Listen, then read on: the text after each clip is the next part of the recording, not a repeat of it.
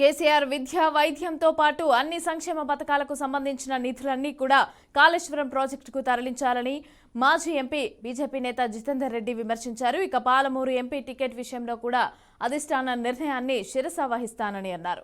దేశంలో ఉన్న ప్రతి గ్రామంలో వికసిత భారత్ ద్వారా సంక్షేమ పథకాలను అందిస్తున్నారని అన్నారు.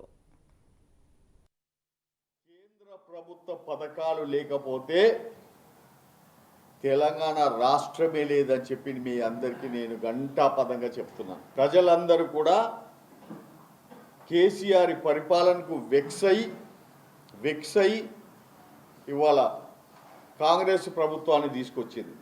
కానీ కాంగ్రెస్ 6 గ్యారెంటీలు ఇస్తూ ప్రజలను మభ్యపెడుతూ ఏ ఒక్కటి కూడా అంటే అమలు కాని గ్యారెంటీలు అన్నిటిని కూడా వాళ్ళందరూ కూడా ప్రజలకు పెట్టి మళ్ళొక్కసారి ప్రజలను మోసం చేస్తున్నది కాంగ్రెస్ అని చెప్పి నేను మీ అందరికీ తెలియజేస్తున్నా.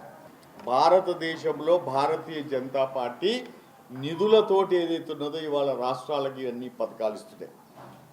కాంగ్రెస్ ప్రభుత్వం రేపు పొద్దున ఎక్కడి నుంచి డబ్బులు తెస్తాయని చెప్పి నేను అడుగుతున్నా. 7 లక్షల కోట్ల రూపాయలు కేసీఆర్ ప్రభుత్వం బీఆర్ఎస్ ప్రభుత్వం ఏదైతే అప్పుల పాలు చేసి FRBM లిమిట్స్ను కూడా అధిగమించారు. వాళ్ళు అప్పులు తెచ్చుకునే గ్యారెంటీలను కూడా వాళ్ళ